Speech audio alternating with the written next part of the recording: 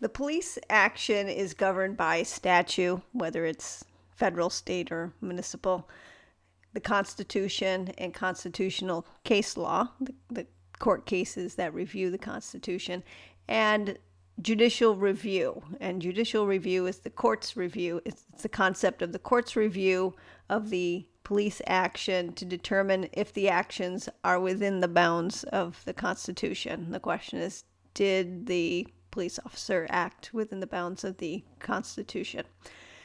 Generally, the police are primarily involved in criminal activity involving juveniles and adults. That's what they do.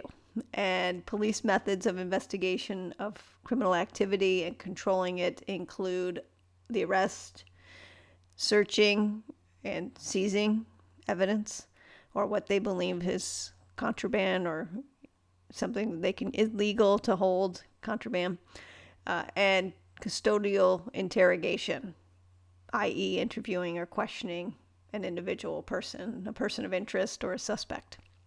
Let's talk about arrest.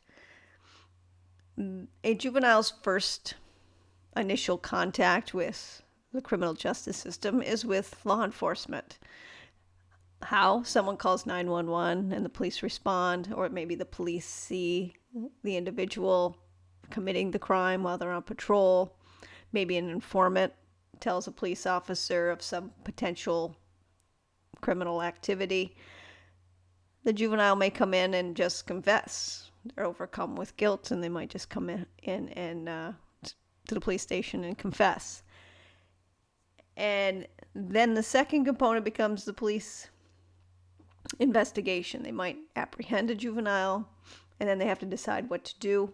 Do they let them go with a warning? Do they call the parents? Do they refer the case to the juvenile court or refer to a community agency? For the serious crimes, the officer will make an arrest. And to make an arrest, the officer must have what's called probable cause. And this is for both adults and juveniles.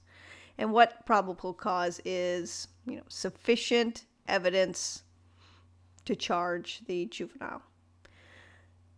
And I will note that the book is not accurate when it says the police must observe the misdemeanor crime for them to take one in custody. That's not the case if they have a witness that has seen it and is willing to say that they saw it.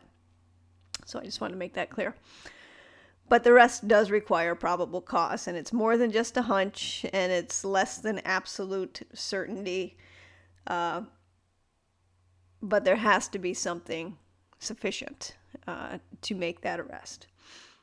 The main difference between arrests of adults and juveniles is that there's a broader latitude that police have to control the youthful behavior. They have the power to act in loco parentis. It's just like we discussed in delinquency in school, like the school steps in the place of the parent during the school hours. The same thing with the police. They have they step in the place of the parent. So when they take a juvenile into custody, it serves as a basis, not just punitive purposes, as it would be in the case of an adult, but also for their own protection. So they can take juveniles into custody for the juvenile's own protection or for protection purposes. Another concept for the rule of law that police must follow is searching an individual or their property and seizing what they find. And this is a very gray area of law. There could probably be an entire course on this concept in Fourth Amendment. It stems from the Constitution, the Fourth Amendment. There are a number of exceptions to the rules, and we're just going to get a little blip of information because it's a little outside the scope of the class in general. But just to give you an idea that the Fourth Amendment here exists. Generally, before law enforcement, any level of law enforcement, federal, state, local, can search a individual, search and then take their property, adult or juvenile, or even they're searching their private property, they must obtain a search warrant.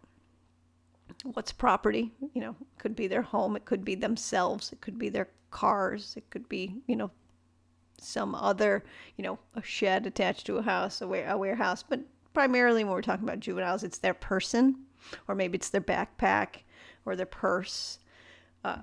What is their home if they are there with a parent? And that's a whole nother door that will be opened up. Whether you need a search warrant. And what's a search warrant? It's an order from a judge authorizing the search and seizure of a person or their private property.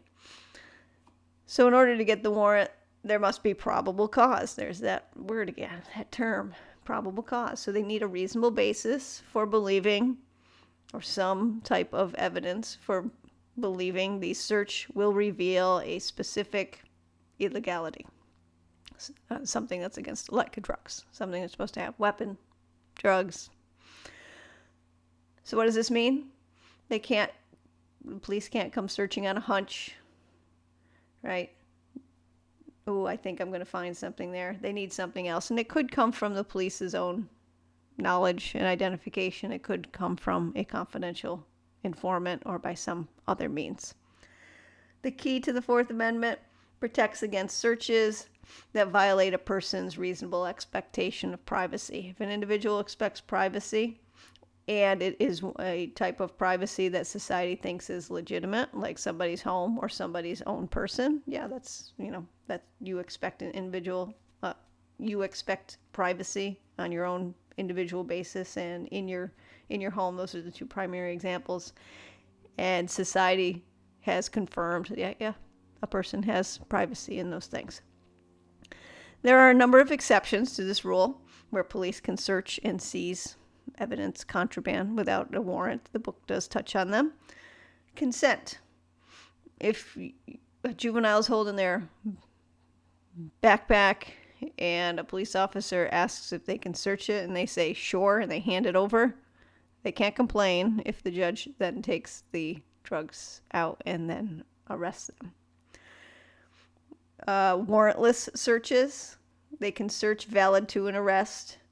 So the search may be incident to an arrest. So if they're arresting somebody, the police are free to search the person and the immediate area around him. This is the case mentioned in the book, Arizona versus Gant. In the immediate area around them. Why? For safety purposes. They want to make sure there's no weapons on them or be able to disarm them. That's why that exception is there. Emergency and protection of society under extringent circumstances. Let's say the police are in hot pursuit of, a bunch of young gang members. They're dangerous if they escape.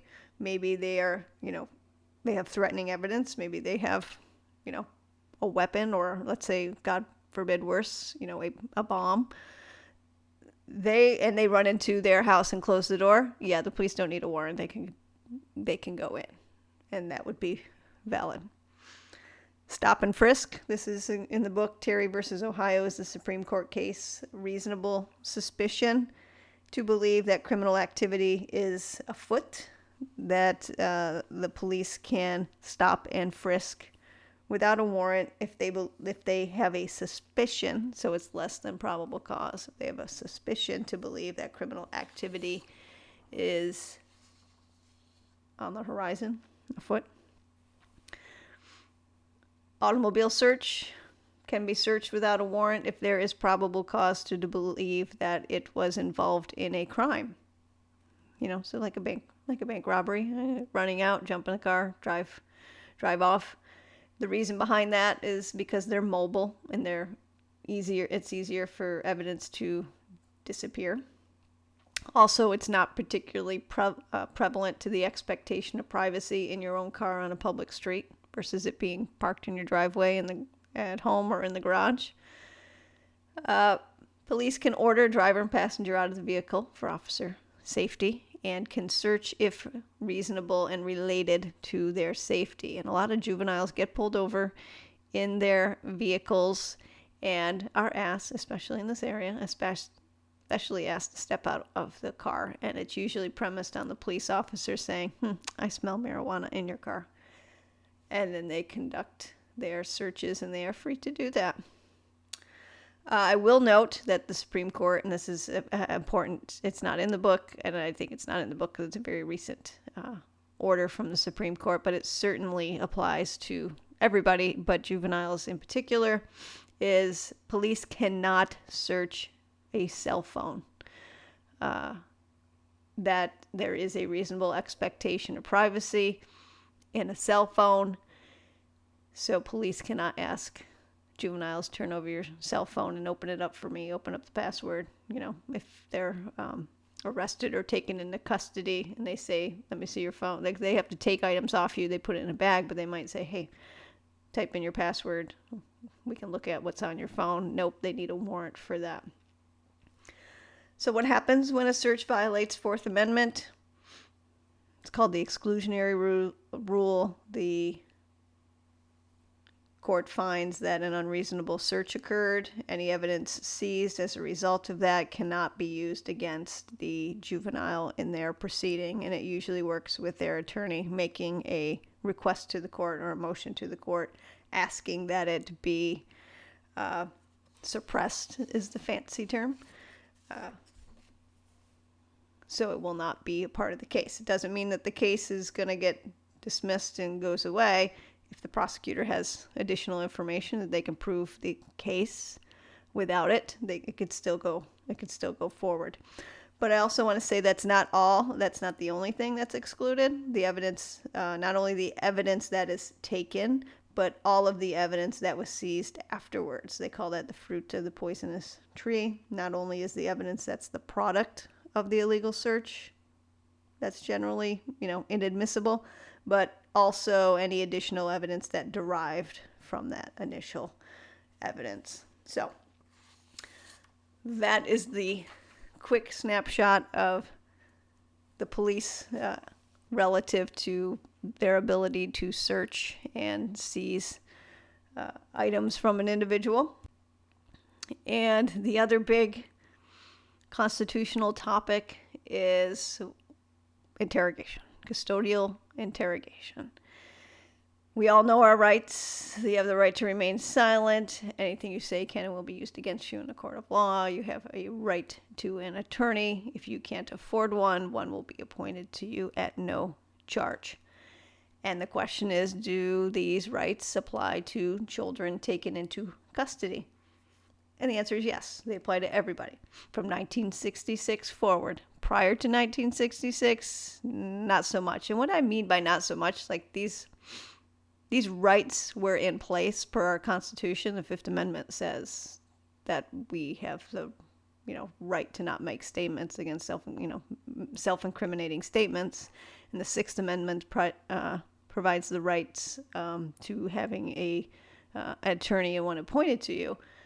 But what Miranda versus Arizona, the 1966 Supreme Court case, what it said was that law enforcement must advise a suspect that is in custody and about to be interrogated to be read these rights.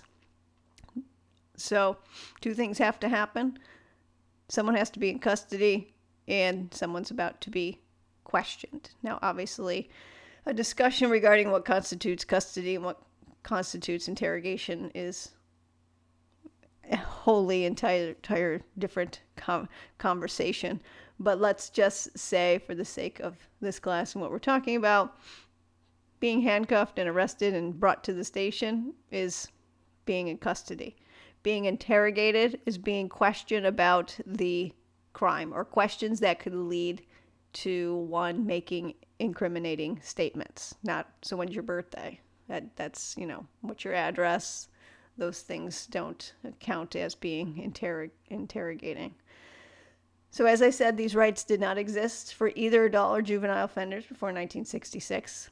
Juveniles could be questioned by law enforcement without an attorney and without their parents present. In fact, still today, in a lot of places, parents can still be excluded from these interviews. New York recently passed a law that a juvenile is entitled to have his or her parent present and police must try to contact them before questioning. In the In Re versus Galt case in 1967, the Supreme Court said Miranda applies to juveniles too, and the law further extended, or the law enforced, it also extended that law enforcement must take into account when questioning a child how old that child is and whether they understand the rights that were just read to them before they are questioned. The other component of this, before they are questioned, they are asked, do you waive these rights? That's usually what happens after you get read your rights. They say, do you wish to waive your rights? And that was the next case that was discussed. Miranda warnings are a right, just like consenting to a search. They can be waived. And most courts hold that parents or attorneys need not be present for a child to effectively waive their rights. They can do this on their own, but the validity of that waiver is going to be determined case by case, considering the age of the child and the child's ability to understand the waiver and the effects of the waiver. And I think most courts have said teenagers, 16, 17, can understand what that concept is. As they get younger, there's a more of a determination based on age and understanding of those rights. So that concludes the rule of law. The next topic of this chapter is going to focus on police and their discretion when handling juvenile matters.